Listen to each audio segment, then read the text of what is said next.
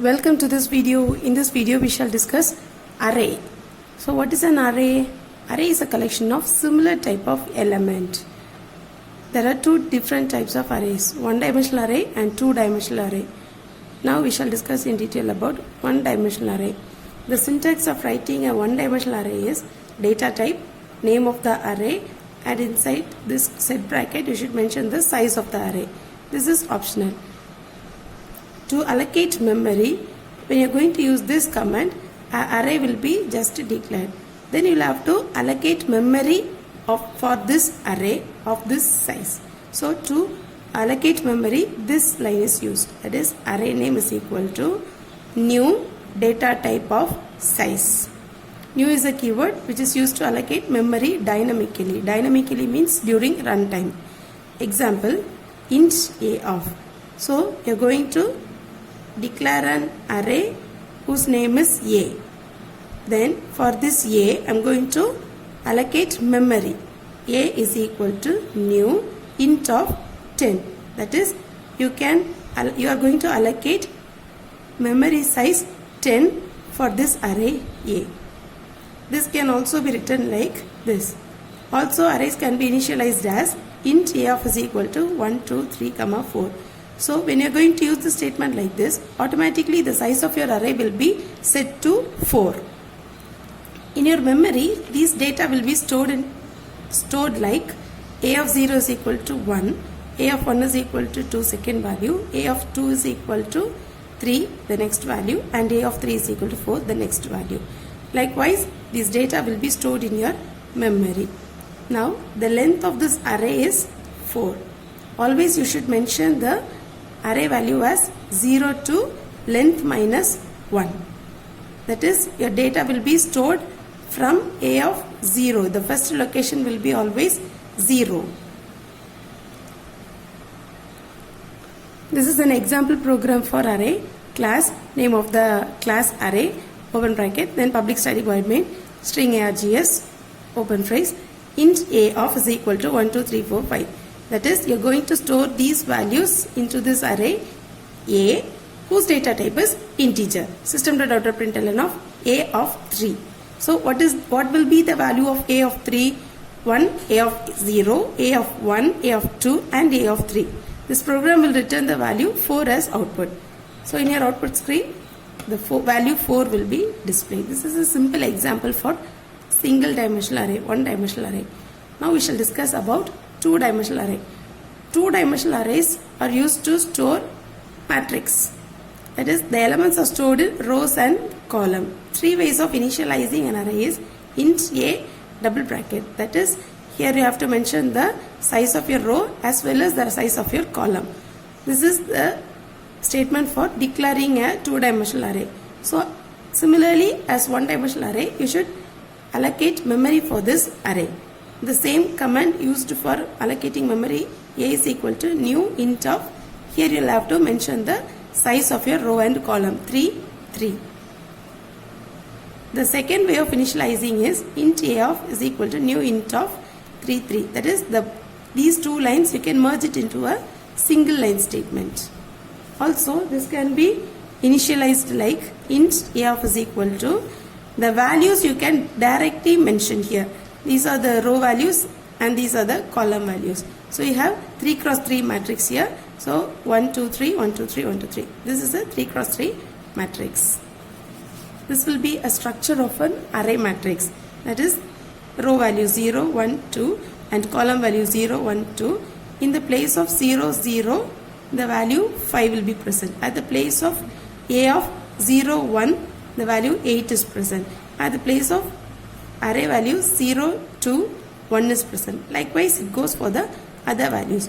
1, 0, 9, 1, 1, 7, 1, 2, 3, 2, 0, 3, 2, 1, 2 and 2, 2, 5. This is an example for two-dimensional array. This is going to add two matrices. So first we shall start the program with class. Class, name of the class, matrix addition, public static void main, string args. Then you are going to declare two variables as integer I and j. Then this is a line for initializing array A and array B. of data type int respectively. Int a of is equal to, since this is two-dimensional array, I am having two set brackets, and inside this I am going to mention the values for the matrix. Similarly, for B matrix also, int b of is equal to, this is the value for the B matrix. Now I am going to declare another one matrix. I am going to allocate memory for the C matrix, in which this addition, that is summed matrix, should be stored. That is this line, int C of is equal to new int of 3 3. That is, you are going to store the sum matrix in 3 cross 3 matrix. That is why 3 and 3. Now coming to this for loop, for I is equal to 0, I less than 3, I plus plus. So why here we are going to mention 3, since this is 3-dimensional matrix. So your numbers will start from 0 to 2. That is 0 first position, second position, 0, 1 and 2. That is why we have mentioned here the size as 3. This is for row and this is for column. That is why we have two for loops. For int I is equal to 0, I less than 3, I plus plus. Inside this for loop, I am going to have another one for loop. For j is equal to 0, j less than 3, j plus plus. Now this is the line for adding these two matrices. Now the value of I is equal to 0 and that of j is equal to 0.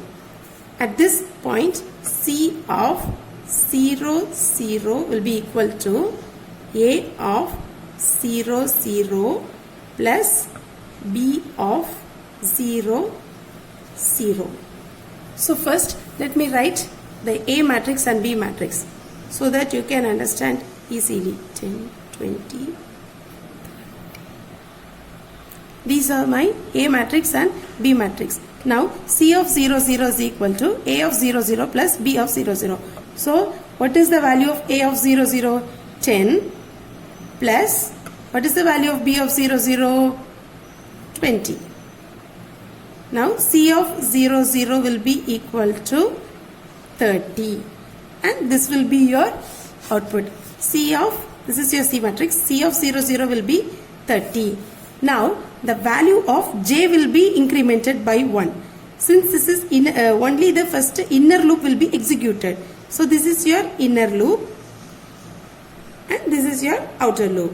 Once this condition is false, then only the control will move on to your outer loop. Until this condition is false, the same statement will be executed again and again. So in your first iteration, the value 30 is found out.